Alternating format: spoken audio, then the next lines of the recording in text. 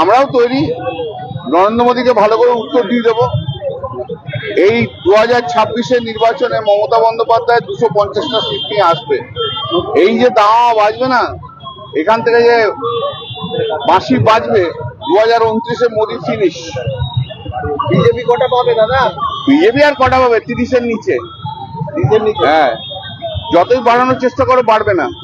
SIR তো complete হলো না, ইলেকশন ডিক্লেয়ার হয়ে যাচ্ছে। এসআইআর কমপ্লিট, ইলেকশন না, ইলেকশন নমিনেশন ফাইলের আগে পর্যন্ত এসআইআর এর সব কাজ হবে এবং সুপ্রিম কোর্ট বলে যে বাই চান্স যদি কিছু না হয় সেটা ওরা দেখবে। শশীবাজার বাড়িতে হামলা, তাকে আক্রমণ, এর চেয়ে আর কি করবেন? নরেন্দ্র মোদীর মতো জুমলাবাজ গুন্ডা বদমাস তো আর নেই। নরেন্দ্র মোদী, অমিত শাহ তো ওই করেই এসেছিল গুজরাটে। এখন ভারতবর্ষে এসে সারা রাজ্যে, সব রাজ্যের কেন্দ্রীয় যে যারা ক্যাবিনেট মিনিস্টার আছে তাদের বাড়িতে তাদের লোকজনদের দিয়ে ঢিল ছোড়াচ্ছে। এসব তো নরেন্দ্র মোদীর প্ল্যান, অমিত শাহর প্ল্যান। ওদের কাছে কখনো সভ্য ভব্য রাজনৈতিক কালচার এসব তো এক্সপেক্ট করতে পারবেন না। এরা, নরেন্দ্র মোদী দেশটাকে বেছে দিয়েছে, আমেরিকার কাছে নিজে মাথা নিচু করে দেশকে শেষ করে দিয়েছে। মানুষ এবার যোগ্য জবাব দেবে। গণতন্ত্র শেষ, ভারতবর্ষে কোনো গণতন্ত্র নেই। সেই গণতন্ত্র বাইরেও নেই, পার্লামেন্টের ভেতরেও নেই। এ তো আমরা অভিযোগ করছি, গণতন্ত্র নেই ভারতবর্ষে। ভারতবর্ষ ধর্মনিরপেক্ষতাকে নষ্ট করে দিয়েছে নরেন্দ্র মোদী। নরেন্দ্র মোদীর মতো ওয়ার্স্ট প্রাইম মিনিস্টার ভারতবর্ষে কখনো আসেনি। বেনজির ভাবে মানে হুমকি দেওয়া হচ্ছে যে, যেটা দেখলাম কালকে তো বলে চুন চুনকে দেখলেঙ্গে। এই যদি একটা প্রধানমন্ত্রীর ভাষা হয় বখাটে ছোকরাদের মতো, তারা তার কাছ থেকে কি আশা করবে? চুন চুনকে দেখলেঙ্গে হিন্দি সিনেমার ডায়লগ বলছিস নাকি? না বখাটে ছেলেদের মতো কথা বলছে। একটা থার্ড ক্লাস লোক নরেন্দ্র মোদী। চারিদিকে প্রচারে যাচ্ছেন কিন্তু সংসদে যাচ্ছে না ও প্রধানমন্ত্রী। কোনোদিনই সংসদে যায়নি, ও সংসদেও যায় না বেশি। ওর অ্যাটেন্ডেন্স হচ্ছে 2%, সংসদে 2%ও নয়। আর হচ্ছে ও মিডিয়াও কখনো ফেস করেনি, দুটো জিনিসও করেনি। ও গণতন্ত্র যেখানে সেখানেও থাকে না, অগণতন্ত্র যেখানে সেখানে থাকে।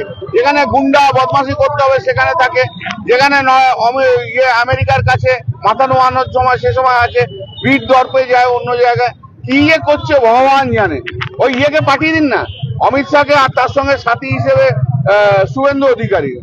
সমস্ত ইরান থেকে সমস্ত তেল ফেল নিয়ে আসুক। কি করছে এটা?